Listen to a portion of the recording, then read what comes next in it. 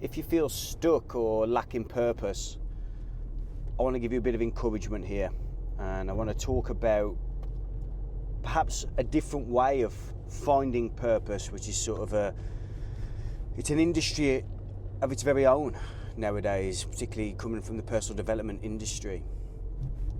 I've been in this predicament, have been in the past, but it was simply because I was asking the wrong question. A lot of entrepreneurial types, a lot of people who are in jobs but looking to start their own businesses and sort of free themselves from wage slavery. They ask what should they be doing, and it's often a link between passion and profit. How do you link those two things, right? But let's start with the word passion. The root of that word is passio, P-A-S-S-I-O, which means sacrifice in Latin. So truthfully, what we're asking there is, what are we willing to sacrifice for? So that might be a better question to ask. What are you prepared to sacrifice yourself for?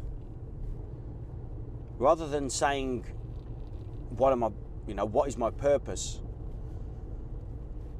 Ask yourself, what am I prepared to sacrifice myself for?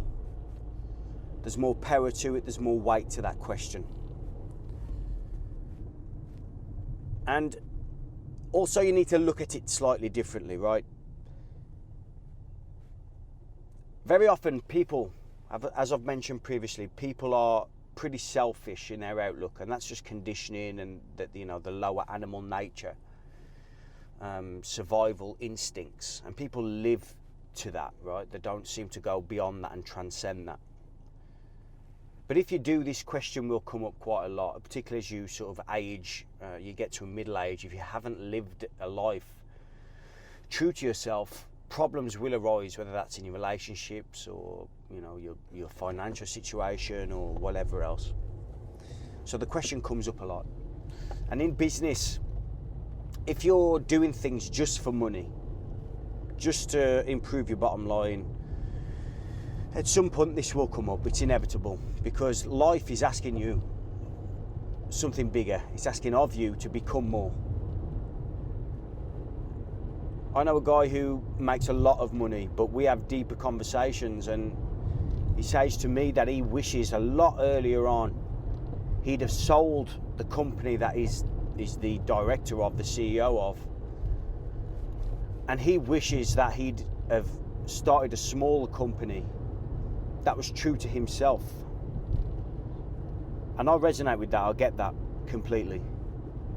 I'll use the word God here, right, because that's the word I use, but use the word nature, life, universe, doesn't matter.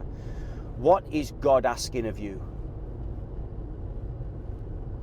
What gifts has God given you that you're currently not serving other people with?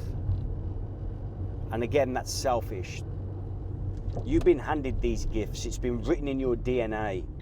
Nature has given you these things. And if you're not courageous enough to get out of your own way, you're being selfish. And again, that's most people, right?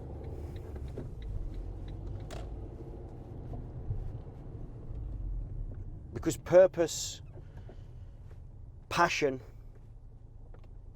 that which you're willing to sacrifice yourself for, isn't something that comes from outside of you. It's not out in the world for you to go and grab.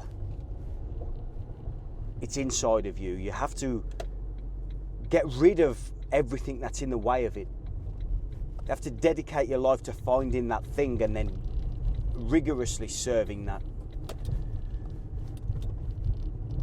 Serving God, serving people, serving nature, serving life, whatever it is that's there, that's been gifted to you. That's what you need to give away abundantly. And also the personal development industry as a whole, and a lot of books out there are written by people who have potentially found what they're passionate about. but are being read and trying to be implemented by people who are simply following instructions of another, someone who found their drive and their passion, their purpose. They're reading their work and thinking, yes, that's something I'd like to do. You know, you can take ideas and tactics and strategies from these things, which is what the self-help, how-to industry is good for. But it's never ever going to find you that spark and that fire, because it's written by somebody else, and that's their DNA that's coming out, right? You can't take that, implement it, and it'll be as successful as them, because it's not you.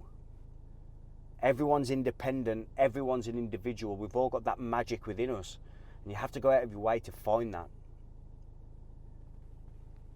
You actively have to, in my experience, ask for that. Again, I use the word God. Ask God for that. Sort of surrender yourself to God, to life, to nature, and say, what should I be doing with my life here to best serve you and best serve other people? And you will be rewarded for that in riches. Riches better than gold and silver and all the precious metals you can think of, money and all that. You might receive all that stuff, but you'll be rewarded in wisdom, in understanding, in well-being. Your relationships will get better. Your financial situation will probably get better. And that's because you're living in alignment with who you are. And you'll have a clearer understanding of how life is, what truth is. And that's why I don't see a lot of in the wealth and abundance circles, is that people just talk about making money, right? But financial independence and freedom is a consequence. It's not a cause. When they say money doesn't make you happy, it doesn't make you happy. It just makes you less. It just removes everything that makes you unhappy, right? So your natural state is peaceful, and happiness and peace are quite correlated. So when you remove everything that makes you unhappy, which is things that make you frustrated, things that make you anxious, and things like that, then you'll naturally feel happier. But it doesn't instinctively make you any happier. It doesn't. And that's where the wealth and money self-development industry goes missing. It creates carbon copies of people who have been successful in their own fields.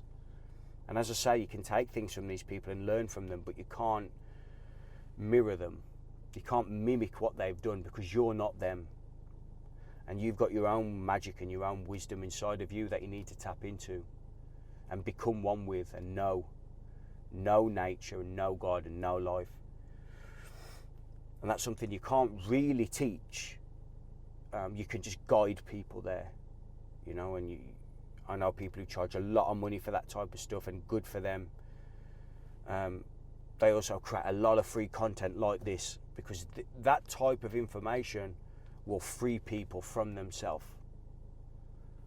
which is far more valuable than money, right? Because wealth can be defined in numerous different ways, right? It's not, money's just one of them. I hope that helped.